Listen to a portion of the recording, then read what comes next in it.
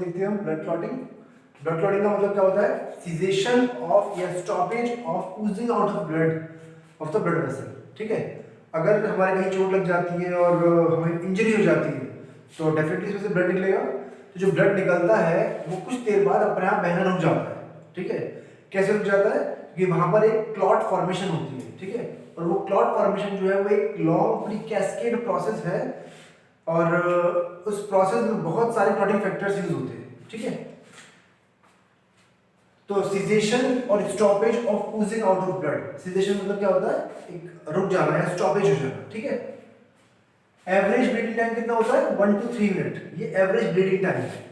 और एक average clotting time कितना है, मतलब कितना टाइम लगता है क्लॉट बनने में? तो 2 से 8 मिनट लग सकते हैं। ओके, अच्छा, दो टाइप के क्लॉट होते हैं, एक होता है एम्बुलस, एक होता है थ्रोम्बस। एम्बुलस वो क्लॉट होते हैं जो ब्लड वेसल्स में मूव करते हैं ब्लड के साथ, और हेपेरिन जो होता है वो उनको बस्ट करता है क्योंकि वो क्लॉट बस्टर है। ओके, मैं बताया था आपको हेपेरिन चीज होती है,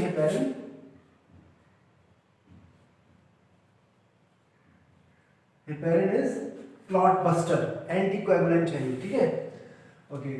थ्रोम्बस क्या होता है? थ्रोम्बस भी क्लॉट ही है लेकिन वो भी ब्लड वेसल के अंदर ही हो रहा है पर वो मूव नहीं कर रहा, वो एक जगह इकट्ठा होता चला जाता है। जैसे यहाँ पर है, यहाँ पर क्लॉट बन रहा है और वो ब्लॉक कर सकता है किसी भी ब्लड वेसल को। वो लगातार ग्रो होता रहेगा और एक टाइम ऐसा आएगा जब वो ब्लड वेसल को ब्लॉक कर सकता है।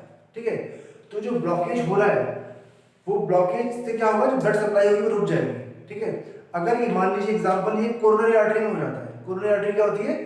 कोरोनरी आर्टरी वो आर्टरी है जो कि हार्ट में ब्लड देती है। एक आयोटा की ब्रांच निकलती है जो हार्ट में ब्लड सप्लाई करती है, और हार्ट को भी एक्चुअली में जरूरत है ऑक्सीजन की। तो ब्लड जब हार्ट में जाता है तो उसको ऑक्सीजन देता है। अगर वो कोरोनरी आर्टरी ब्लॉक हो जाए तो हार्ट को ऑक्सीजन नहीं मिलेगी, ऑक्सीजन नहीं मिलेगी तो हार्ट अटैक हो जाएगा। ठीक है, तो thrombus can lead to blockage of blood vessel. ठीक है, तो it is non moving and can block blood vessel. Okay, तो हम देखते हैं प्रोसेस ऑफ ब्लड क्लॉटिंग कैसे होती है। तो injured tissue cell damage platelets, जब भी कहीं चोट लगती है तो क्या होता है? वहां पर कुछ सेल्स डैमेज हो जाती है, कुछ टिश्यूज डैमेज हो जाते हैं। जो डैमेज टिश्यू होते हैं वो रिलीज करते हैं एक सब्सटेंस, उसका नाम होता है थ्रोम्बोप्लास्टिन। ओके, अब जहां पर चोट लगती है वहां पर कुछ ब्लड वेसल्स भी जड़ जाती है हमें, तभी तो वहां से ब्लड निकलेगा, और उसमें जो प्लेटलेट्स होती है अंदर वो भी थोड़ी डैमेज हो जाती है, और डैमेज प्लेटलेट्स भी रिलीज करती है क्या? थ्रोम्बोप्लास्टिन। थ्रोम्बोप्लास्टिन एक फॉस्फोलिपिड है बाय नेचर, हम देखते हैं उसको, ये फॉस्फोलिपिड है। ठीक है, ये कैल्शियम और प्रोटीन के साथ मिलकर, कैल्शियम और प्रोटीन के साथ मिलकर थ्रोम्बोप्लास्टिन क्या बनाता है? ये बनाता है थ्रोम्बोकाइनेज एंजाइम। ठीक है, थ्रोम्बोप्लास्टिन यहाँ भी कैल्शियम और प्रोटीन के साथ मिलकर, कुछ स्पेसिफिक प्रोटीन्स होती हैं उनके साथ मिलकर थ्रोम्बोकाइनेज एंजाइम की फॉर्मेशन करता है। थ्रोम्बोकाइनेज एंजाइम जो होता है वो क्या करेगा फिर इंटर्न? वो प्रोथ्रोम्बिन को थ्रोम्बिन में कन्वर्ट कर देगा। किस में कर देगा? प्रोथ्रोम्बिन को थ्रोम्बिन में कन्वर्ट कर देगा। प्रोथ्रोम्बिन क्या है? प्रोथ्रोम्बिन एक इनएक्टिव सब्सटेंस है जो कि लिवर में प्रोड्यूस होता है। ठीक है, इसको प्रोड्यूस करने में विटामिन के का बहुत बड़ा रोल होता है। Forms in liver by vitamin K, ये with the help of vitamin K. अगर हमारी बॉडी में विटामिन के की कमी हो जाएगी, विटामिन के की कमी हो जाएगी, तो ब्लड क्लॉटिंग नहीं होगी इफेक्टिवली। ठीक है, क्यों नहीं होगी? क्योंकि हमारी बॉडी में प्रोथ्रोम्बिन तो है ही नहीं, कि प्रोथ्रोम्बिन बनेगा विटामिन के से, और प्रोथ्रोम्बिन अगर नहीं है, लिवर अगर प्रोथ्रोम्बिन प्रोड्यूस नहीं कर पा रहा है तो क्लॉटिंग नहीं हो पाएगी। ठीक है, थ्रोम्बोकाइनेज क्या करता है? ये प्रोथ्रोम्बिन को थ्रोम्बिन में कन्वर्ट करता है। प्रोथ्रोम्बिन एक इनएक्टिव सब्सटेंस है, थ्रोम्बिन एक एक्टिव सब्सटेंस है। ठीक है, थ्रोम्बिन जो होता है वो फाइब्रिनोजन को फाइब्रिन में कन्वर्ट करता है। फाइब्रिनोजन क्या है? ये इनएक्टिव है, लेकिन अगर हम स्ट्रक्चर में देखते हैं इसको तो ये क्या है? पॉलीमराइज स्ट्रक्चर है, पॉलीमर एक तरीके का, और वाटर सॉल्युबल है और इनएक्टिव है। ठीक है, पॉलीमराइज्ड है, उसका मतलब क्या है? कि पॉलीमर है। पॉलीमर का मतलब क्या है? कि बहुत सारे मोनोमर्स से इसको मिलकर बनाया है। तो ये जो थ्रोम्बोकाइनेज एंजाइम है, सॉरी, ये तो जो थ्रोम्बिन है, थ्रोम्बिन क्या करता है? थ्रोम्बिन इस पॉलीमराइज्ड स्ट्रक्चर को तोड़ देता है, फाइब्रिनोजन को, जो कि पॉलीमराइज्ड स्ट्रक्चर को तोड़ देगा, और जो भी वाटर सॉल्युबल है, फिर ये इसको क्या करेगा? मोनोमर्स को तोड़कर उन मोनोमर्स को लेकर एक क्रॉस लिंक्ड स्ट्रक्चर बनाएगा, क्रॉस लिंक्ड स्ट्रक्चर बनाएगा ऐसा, और वो क्रॉस लिंक्ड स्ट्रक्चर जो होगा वो क्लॉट कहलाता है या फाइब्रिन कहलाता है, फाइब्रिन। और ये जो फाइब्रिन होता है ये वाटर इनसॉल्युबल होता है, ठीक है।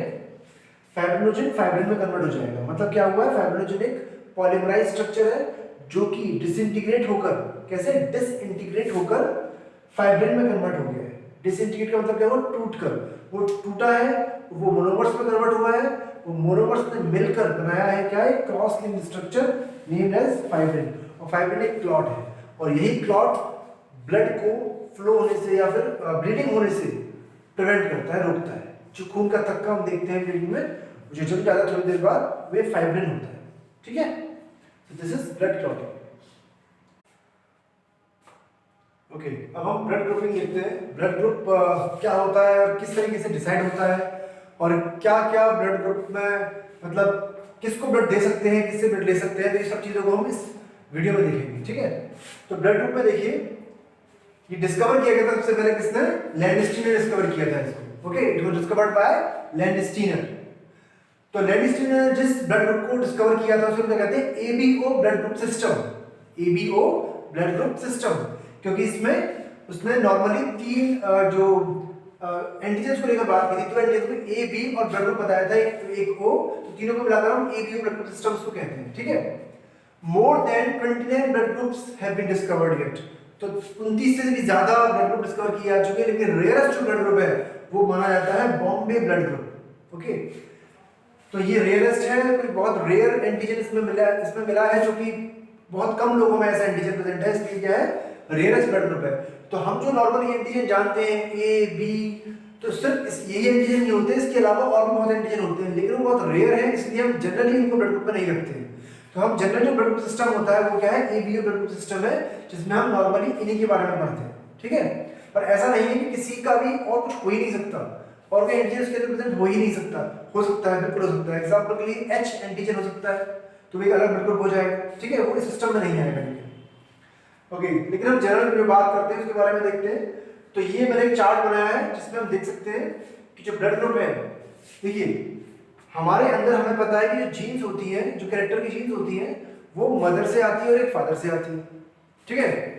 अब अगर मान लीजिए मदर से हमारे अंदर जो जीन आई है वो आई है कौन सी, आई ए, और फादर से भी आई है आई ए।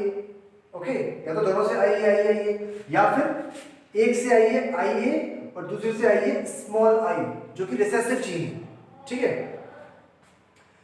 तो इन दोनों ही केस में या तो देखिए, अगर ये केस है तो हमें पता है कि डोमिनेंट वाला रिसेसिव पर हावी होता है, तो यानी कि इसका ब्लड ग्रुप क्या होगा, इसका एंटीजन कौन सा होगा, ए होगा, ठीक है। तो एंटीजन यहाँ पर ए प्रेजेंट होता है, ठीक है। अगर आई है तो मदर से भी आई ए जीन आई है और फादर से भी आई ए जीन आई है, तो क्या होगा, तो भी यही केस होगा, ब्लड ग्रुप ए आएगा। ओके, अच्छा बी कैसे हो सकता है, या तो दोनों से मदर फादर दोनों से आई बी जीन आए, या फिर एक से आई बी है दूसरे से स्मॉल आई आए, ठीक है। तो हमें पता है डोमिनेंट है, तो इसकी तो चलेगी नहीं रिसेसिव की, क्योंकि डोमिनेंट जीन ही चलती है, ठीक है। तो ये अपना इफेक्ट शो करेगी, तो ब्लड ग्रुप क्या होगा, इसका बी होगा, ये ब्लड ग्रुप बी होगा, ठीक है। अच्छा, अगर दोनों एंटीजन मतलब एक से आया आई ए और एक से आया आई बी, ठीक है, तो यहाँ पर क्या है, यहाँ पर दोनों को बराबर चलती है। एक्चुअली में क्या है, ये एक एक्सेप्शन होता है जेनेटिक्स में, जिसे हम कोडोमिनेंस कहते हैं, ठीक है। तो यहाँ पर दोनों जीन जो है वो अपना असर दिखाती है, तो दोनों, तो ए एंटीजन भी मिलेगा इसके अंदर, बी एंटीजन भी मिलेगा, इसलिए ब्लड ग्रुप होगा इसका ए बी। ओके, और या ये केस हो सकता है कि मदर से आए स्मॉल आई और फादर से भी आए स्मॉल आई, तो क्या होगा, तो ब्लड ग्रुप होगा ओ।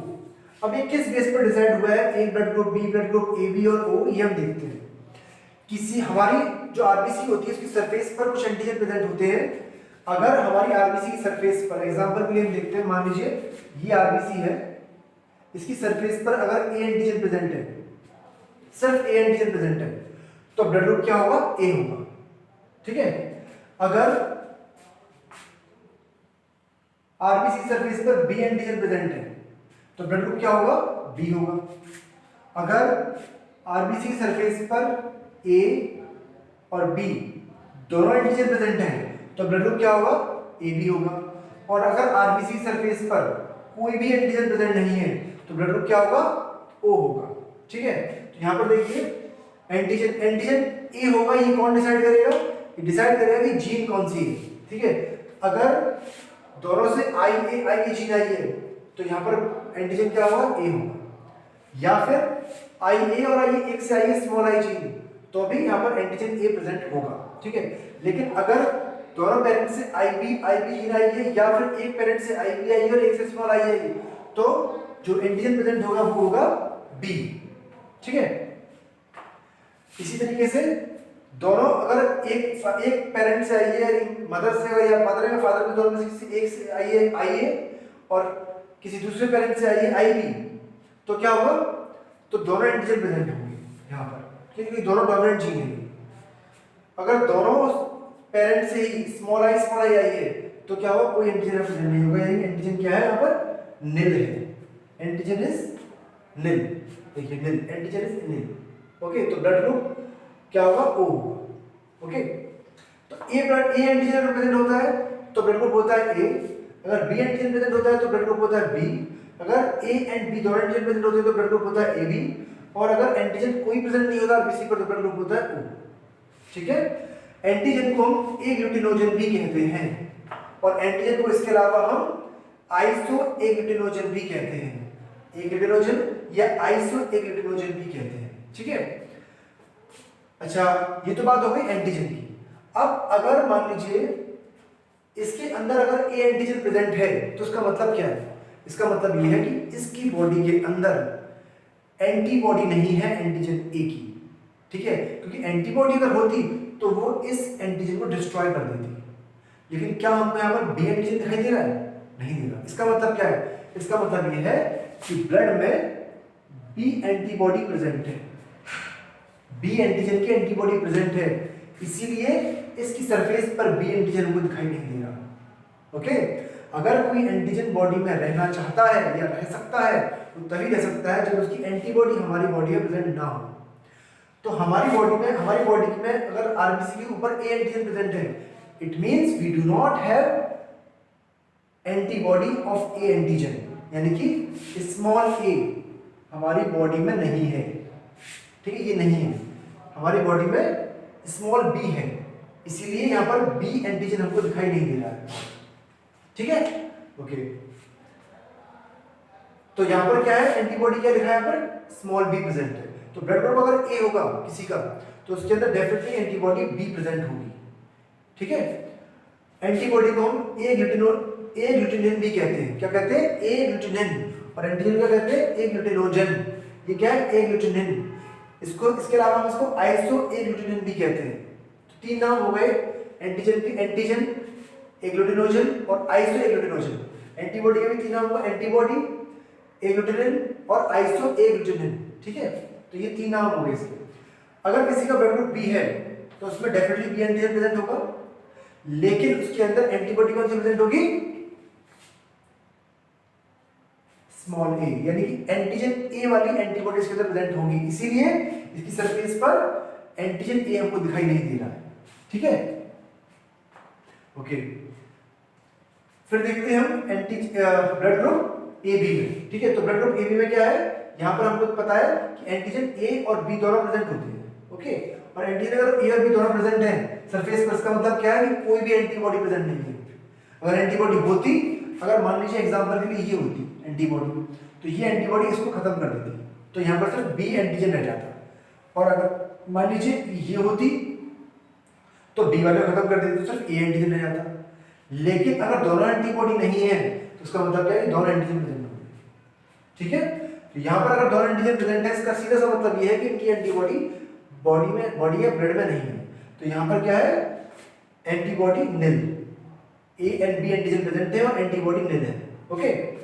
अब देखते हैं last case O blood group में। ओ ब्लड ग्रुप में क्या होता है? कोई भी एंटीजन प्रेजेंट नहीं दोनों में से। इसका मतलब क्या है? एंटीबॉडी ए भी प्रेजेंट है और बी भी प्रेजेंट है, मतलब ये भी है और ये भी है, दोनों प्रेजेंट है, ओके। इसका मतलब ये है। तो एंटीजन निल है, क्यों निल है? क्योंकि एंटीबॉडी दोनों में प्रेजेंट है, A and B, okay. Blood group क्या है? ओ है, क्लियर है, ठीक है। अब हम देखते हैं कि ये किसको डोनेट कर सकता है और किससे रिसीव कर सकता है। तो ब्लड ग्रुप ए जिसका है, इट कैन डोनेट टू ए को तो डेफिनेटली ए वाला कर ही सकता है, कोई प्रॉब्लम वाली बात नहीं है, लेकिन ये ए बी को भी कर सकता है। क्यों कर सकता है ए बी को? क्योंकि ए ब्लड ग्रुप वाला कोई भी नया एंटीजन ए बी को नहीं दे रहा। ए बी वाले के पास पहले से ए एंटीजन प्रेजेंट है। अगर किसी का ब्लड ग्रुप ए बी है तो उसके पास दो एंटीजन है, ए है और ए बी है। तो अगर ए ब्लड ग्रुप वाला उसको ब्लड दे देगा ए बी वाले को तो कोई प्रॉब्लम वाली बात इसलिए नहीं है। क्यों? क्योंकि उसके पास ऑलरेडी ए एंटीजन प्रेजेंट है।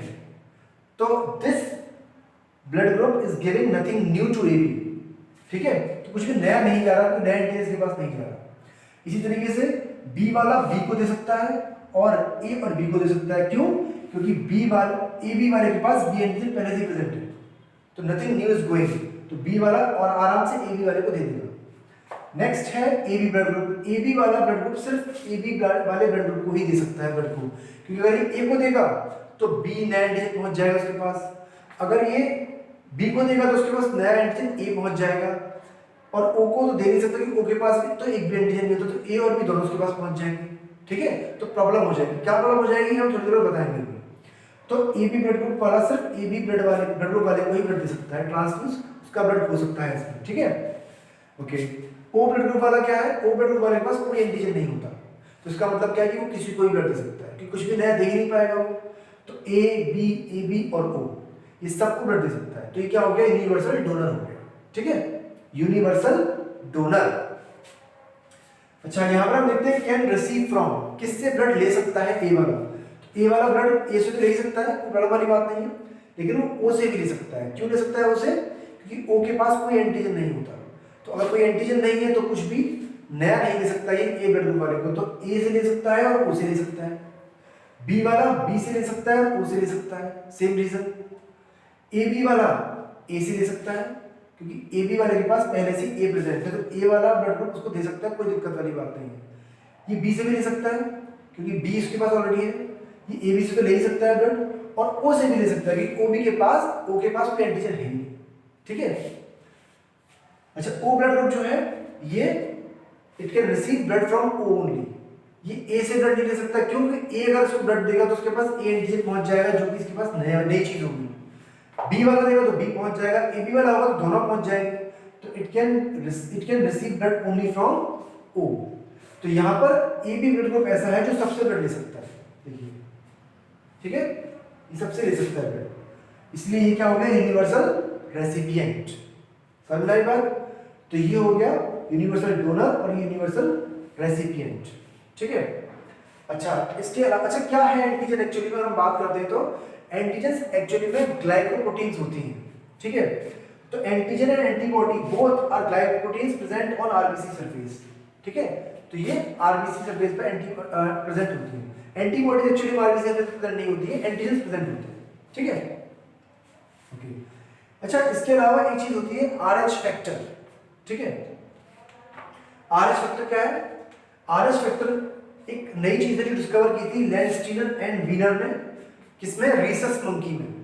रीसस मंकी में उन्होंने इसको डिस्कवर किया था, और रीसस मंकी के जो दो लेटर है वो आर और एच है, इसीलिए इस फैक्टर का नाम दिया गया आरएच फैक्टर।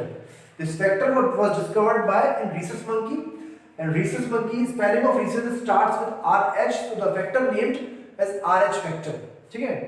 अच्छा, अगर किसी पर्सन में मदर से और फादर से दोनों से are capital R gene I है, या फिर एक से कैपिटल आर आई है दूसरे से स्मॉल आर आई है, तो उसके अंदर आरएच फैक्टर प्रेजेंट होगा, ठीक है?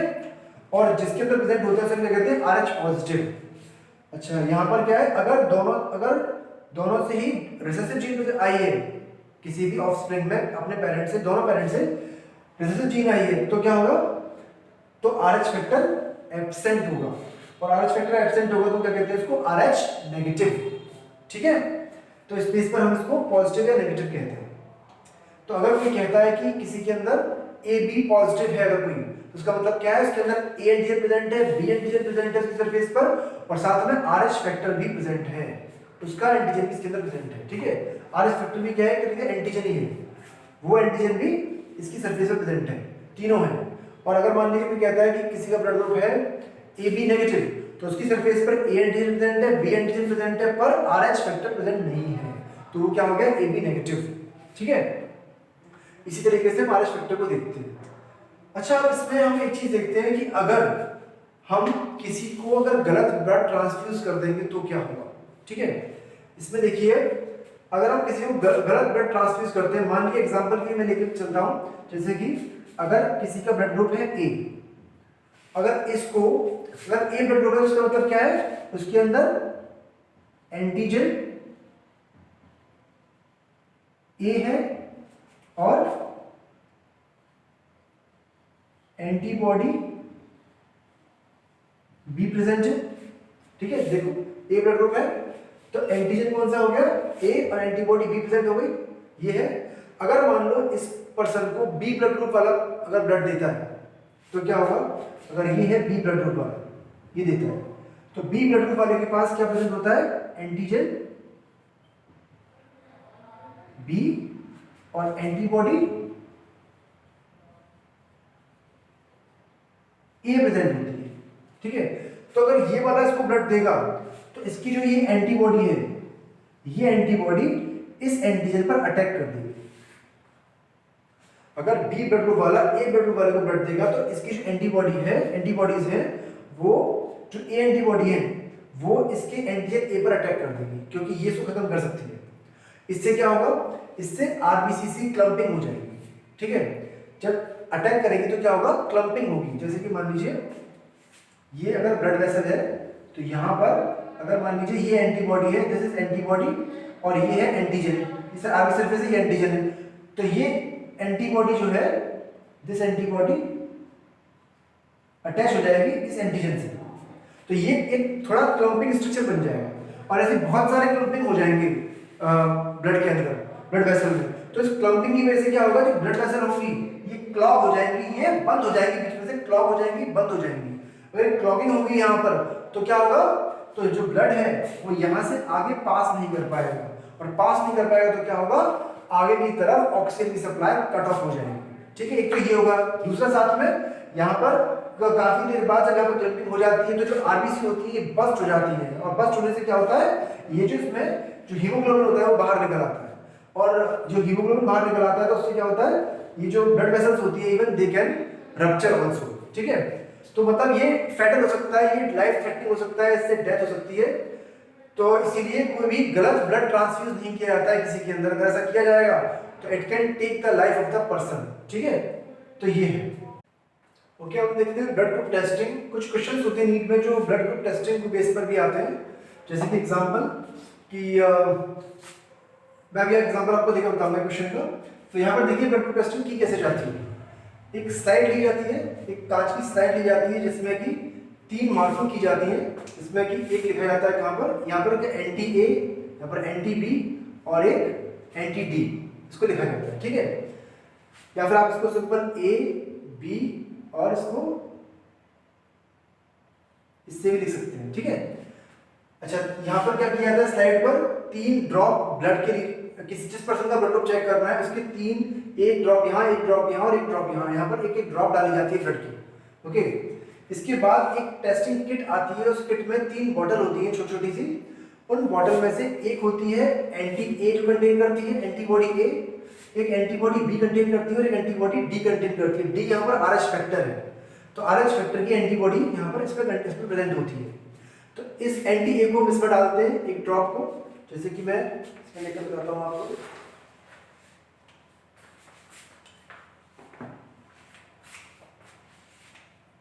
एंटी इसमें हमने डाल दिया, इसमें डाल दिया, एक ड्रॉप इसमें डाल दिया, ठीक है। एक ड्रॉप इसमें डाल देते हैं इसको, और उसके बाद उसको अच्छे से मिक्स करते हैं, किसी भी एक छोटी सी स्टिक से इसको मिक्स कर देते हैं प्रॉपरली। मिक्स करने के बाद थोड़ी देर बाद तुरंत हमको दिखाई दे जाता है क्या, अगर किसी में क्लम्पिंग हो रही है या नहीं हो रही है। मान के चलिए कि इसमें क्लम्पिंग हुई है, क्लम्पिंग क्या क्या किस चीज की क्लम्पिंग होगी, मैंने बताया था अभी आपको। क्लम्पिंग किसकी होती है, अगर हम किसी एक का ब्लड दूसरे में देते हैं, जैसे कि मान लीजिए किसी ए ब्लड ग्रुप वाले को अगर बी ब्लड ग्रुप वाले का ब्लड ट्रांसफ्यूज किया जाता है, तो इसके अंदर जो एंटीबॉडी प्रेजेंट होगी स्मॉल ए, वो इस मान लीजिए इसकी जो आरबीसी है, ये आरबीसी यहाँ पर ए एंटीजन प्रेजेंट है, और ये एंटीबॉडी है कौन सी, ये ए एंटीबॉडी है। ये एंटीबॉडी आगे इस पर अटैच हो जाएगी और क्लम्पिंग हो जाएगी आरबीसीज की, ठीक है। तो ये हो जाएगा। तो ये क्लम्पिंग अगर मान लीजिए हमें इसमें दिखाई देती है, इसमें मान लीजिए क्लम्पिंग दिखाई दे रही है इसमें, और मान लीजिए इसमें भी क्लम्पिंग दिखाई दे रही है एग्जाम्पल के लिए, ठीक है। तो किसी का अगर ब्लड ग्रुप ए होगा तो उसमें ए एंटीजन प्रेजेंट होगा, और हमने उसको एंटी ए दिया है, ठीक है। अगर उसको एंटी ए दिया है तो क्लम्पिंग हो गई, तो यानी कि उसका ब्लड ग्रुप क्या हो गया, ए हो गया, ब्लड ग्रुप ए। अच्छा, इसमें हमें क्लम्पिंग दिखाई नहीं दी, क्यों नहीं दी है, क्योंकि ये ब्लड ग्रुप क्या था, ये ब्लड ग्रुप ए था, और ए ब्लड ग्रुप में पहले से ही एंटीबॉडी बी प्रेजेंट होती है, उनको पता है, और हमने इसको एंटी बी दी है, तो कोई प्रॉब्लम वाली बात नहीं है, कुछ क्लम्पिंग इसमें नहीं होगी, ठीक है। अगर आर एच फैक्टर किसी के अंदर यहाँ पर क्लम्पिंग और हमें यहाँ पर दिखाई दे रही है, तो ये क्या है, इसका मतलब यहाँ पर आर एच फैक्टर प्रेजेंट था, हमने एंटी आर एच फैक्टर दे दी, antibody of R H factor दे दी, तो यहाँ भी क्लम्पिंग हो जाएगी, तो यानी कि ये भी प्रेजेंट होगा, यानी कि क्या हो गया, पॉजिटिव, ए पॉजिटिव इसका ब्लड ग्रुप हो गया। अगर क्लम्पिंग हमको इसमें और इसमें दिखाई देती तो ब्लड ग्रुप क्या होता, बी पॉजिटिव। अगर हमको क्लम्पिंग सिर्फ इसमें दिखाई देती, दोनों में दिखाई नहीं देती, तो ब्लड ग्रुप क्या होता, ए नेगेटिव, ठीक है। अगर हमें क्लम्पिंग सिर्फ इसमें दिखाई देती, इसमें और इसमें दिखाई नहीं देती, तो ब्लड ग्रुप क्या होता, बी नेगेटिव, ठीक है। तो इस तरीके से ब्लड ग्रुप को देखते हैं। अच्छा, अब एक केस है जो एनसीईआरटी में दिया हुआ है, इसमें कहते हैं इनकम्पैटिबिलिटी ड्यूरिंग प्रेगनेंसी या एरिथ्रोब्लास्टोसिस फीटैलिस, एरिथ्रोब्लास्टोसिस फीटैलिस। इसमें क्या होता है, इसमें मदर जो है वो आरएच नेगेटिव है, ठीक है, उसकी आरबीसी की सरफेस पर आरएच फैक्टर प्रेजेंट नहीं है, और जो फीटस है वो आरएच पॉजिटिव है, फीटस जो है वो आरएच पॉजिटिव है। तो इसमें क्या होता है, इसमें at the time of delivery दोनों का ब्लड मिक्स हो जाता है थोड़ा सा, उस मिक्स होने से क्या होता है, जो फीटस का ब्लड होता है इसके अंदर जो आरबीसी में जो आरएच फैक्टर प्रेजेंट है, तो वो आरएच फैक्टर या कुछ आरबीसी मदर के ब्लड में चली जाती है, ठीक है। ये आरएच फैक्टर जो है, ये एंटीजन जो है, ये मदर की बॉडी में जब जाएगा तो क्या होगा, मदर की बॉडी इसके अगेंस्ट में एंटीबॉडीज डेवलप करेगी। जैसे कि यहाँ पर हम देखते हैं, मान लीजिए ये है, इसको हम रिप्रेजेंट कर रहे हैं मदर से, एंड दिस इज फीटस, ये फीटस, ये नेगेटिव है, ये पॉजिटिव है, आरएच पॉजिटिव, ठीक है। जब ब्लड मिक्स हुआ तो ये आरएच फैक्टर, मैं यहाँ पर लिख देता हूँ आरएच पॉजिटिव, ठीक है, यहाँ पर आरएच नेगेटिव, आरएच नेगेटिव, तो ये फैक्टर यहाँ पहुँच गया। मान लीजिए मैं यहाँ पर उसको बनाता हूँ, आरएच पॉजिटिव यहाँ पहुँच गया at the time of delivery, okay, और डिलीवरी हो गई तो मतलब फीटस चला गया और आरएच फैक्टर यहाँ पर आ गया मदर के अंदर। तो क्या हुआ, तो अब इसकी बॉडी में, मदर की बॉडी में आरएच फैक्टर को खत्म करने के लिए एंटीबॉडीज प्रोड्यूस होगी, क्योंकि हमारी बॉडी में कुछ भी जब नया आता है तो हमारी बॉडी इसके अगेंस्ट में एंटीबॉडीज बनाती है, ठीक है। तो मदर की जो बॉडी होगी वो इस फैक्टर के अगेंस्ट में एंटीबॉडीज बनाएगी। मान लीजिए ये बनाया इसने, मैं यहां पर लिखता हूं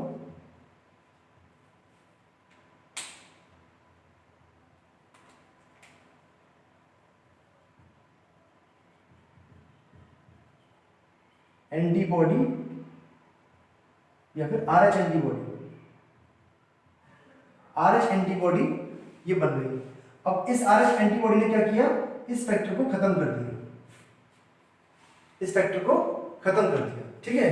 अब क्या होगा, नेक्स्ट प्रेगनेंसी केस में, जो नेक्स्ट प्रेगनेंसी केस होगा उसमें मान के चलिए फिर से जो फीटस है वो पॉजिटिव है, ये फिर से पॉजिटिव है, यहाँ पर आरएच पॉजिटिव है। अब मदर का जो ब्लड है वो कैसे आरएच नेगेटिव है, हमको पता है ये आरएच नेगेटिव है, लेकिन यहाँ पर अब मदर के ब्लड में आरएच एंटीबॉडी भी प्रेजेंट है, आरएच एंटीबॉडी भी प्रेजेंट है। ये कहाँ से आई, जब पहली प्रेगनेंसी हुई थी उस समय जो फीटस और मदर का जो ब्लड मिक्स हुआ था उसमें से फीटस के ब्लड में से कुछ आरएच फैक्टर जो था वो कहाँ पहुंच गया था, वो मदर के ब्लड में पहुंच गया था। उस फैक्टर को खत्म करने के लिए, उस एंटीजन को खत्म करने के लिए, आरएच एंटीजन को खत्म करने के लिए मदर की बॉडी ने आरएच एंटीबॉडी बनाई, उस एंटीबॉडी ने इसको खत्म कर दिया, लेकिन एंटीबॉडी ब्लड में रह गई, वो रहती है ब्लड में, वो लंबे टाइम तक ब्लड के अंदर रह जाती है। तो ये अब भी प्रेजेंट है मदर के ब्लड में। जब नेक्स्ट प्रेगनेंसी हुई तो जो फीटस है मान लीजिए वो फिर से पॉजिटिव है, आरएच पॉजिटिव है, लेकिन मदर के ब्लड में आरएच एंटीबॉडी अभी प्रेजेंट है। अब ये एंटीबॉडी जो होती है ये प्लेसेंटा के थ्रू फीटस के अंदर चली जाती है, ये अंदर चली जाती है और ये एंटीबॉडी इसके अगेंस्ट है। आरएच एंटीबॉडी क्या है, जो आरएच फैक्टर को खत्म करती है। जब वो फीटस के अंदर पहुंच गई तो फीटस के अंदर, मान लीजिए ये फीटस है, ये फीटस है, इसके अंदर आरएच फैक्टर कहां प्रेजेंट होता है, आरबीसी पर। तो मैं यहां बनाता हूं उसको, ये आरबीसी है, यहां पर आरएच फैक्टर प्रेजेंट है। तो ये एंटीबॉडी इसके अंदर गई और इस पूरी आरबीसी को डिस्ट्रॉय कर दिया। क्यों कर दिया, क्योंकि इसी पर प्रेजेंट था आरएच फैक्टर। तो इसने क्या करना शुरू किया, इसने आरबीसी को डिस्ट्रॉय करना शुरू कर दिया। किसके अंदर, फीटस के अंदर। तो फीटस में क्या हो रहा है, एरिथ्रोसाइट का डिस्ट्रक्शन हो रहा है, ब्लास्ट हो रही है, डिस्ट्रक्शन हो रहा है। तो इसलिए क्या नाम होता है इस डिजीज का, एरिथ्रोब्लास्टोसिस, एरिथ्रोसाइट का ब्लास्ट, एरिथ्रोब्लास्टोसिस फीटैलिस, मतलब फीटस के अंदर, फीटस की आरबीसी का डिस्ट्रक्शन हो रहा है। ठीक है, ओके। इससे क्या होगा, इससे जो बच्चा होगा, जो पैदा होगा जब ये, तो वो कैसा होगा, वो एनेमिक होगा, वो एनेमिक होगा, एनीमिया होगा उसको। एनीमिया क्या होता है, नंबर ऑफ आरबीसी से कम होना। तो जब आरबीसी बहुत सारी डिस्ट्रक्ट हो जाएंगी तो क्या होगा, उसको एनीमिया होगा। और इस डिजीज को हम क्या बोलते हैं, एचडीएन, एचडीएन मतलब haemolytic disease of newborn, haemolytic disease of newborn कहते हैं इसको। ठीक है, मैं फिर से बता रहा हूं उसको समझाने, एक बार समझिए इसको। मदर है वो आरएच नेगेटिव है और फीटस जो है वो आरएच पॉजिटिव है। At the time of delivery दोनों का ब्लड मिक्स हुआ और जो आरएच फैक्टर प्रेजेंट था फीटस में वो मदर में पहुंच गया। आरएच फैक्टर क्या है, एंटीजन ही तो है, वो एंटीजन मदर के अंदर पहुंच गया। मदर आरएच नेगेटिव थी शुरू से ही, जैसे ही फैक्टर्स के अंदर पहुंचा तो मदर की बॉडी ने आरएच फैक्टर को खत्म करने के लिए आरएच एंटीबॉडी बनाई और इस एंटीबॉडी ने इसको खत्म कर दिया। लेकिन ये एंटीबॉडी मदर के ब्लड में रह गई, लंबे टाइम तक रहती है। ठीक है, प्रेगनेंसी हुई, फिर से जो फीटस है वो पॉजिटिव था, आरएच पॉजिटिव। आरएच पॉजिटिव का मतलब क्या है, आरएच फैक्टर प्रेजेंट है आरबीसी की सरफेस पर। मान लीजिए ये फीटस है और ये फीटस की आरबीसी है, इसकी आरबीसी पर ये फैक्टर प्रेजेंट है, कौन सा, आरएच फैक्टर। अब ये एंटीबॉडी जो मदर के अंदर प्रेजेंट थी उसने प्लेसेंटा के थ्रू फीटस के अंदर एंटर कर दिया और इसने इस आरबीसी को डिस्ट्रक्ट कर दिया। और ऐसे बहुत सारी आरबीसी को डिस्ट्रक्शन खत्म कर दिया, डिस्ट्रक्शन कर दिया उसका। तो क्या होगा, इससे आरबीसी कम हो जाएंगी, एनीमिया हो जाएगा बच्चे को। और जब वो पैदा होगा तो उसको डिजीज क्या होगी, एचडीएन, हीमोलिटिक डिजीज ऑफ न्यूबॉर्न। और जो डिस्ट्रक्शन हुआ इसीलिए क्या कहते हैं इसको, एरिथ्रोब्लास्टोसिस फीटैलिस। इसी को हम कहते हैं इनकम्पैटिबिलिटी ड्यूरिंग प्रेगनेंसी। ठीक है, तो ये है it's all about blood grouping. तो यहाँ ब्लड ग्रुप खत्म हो जाता है।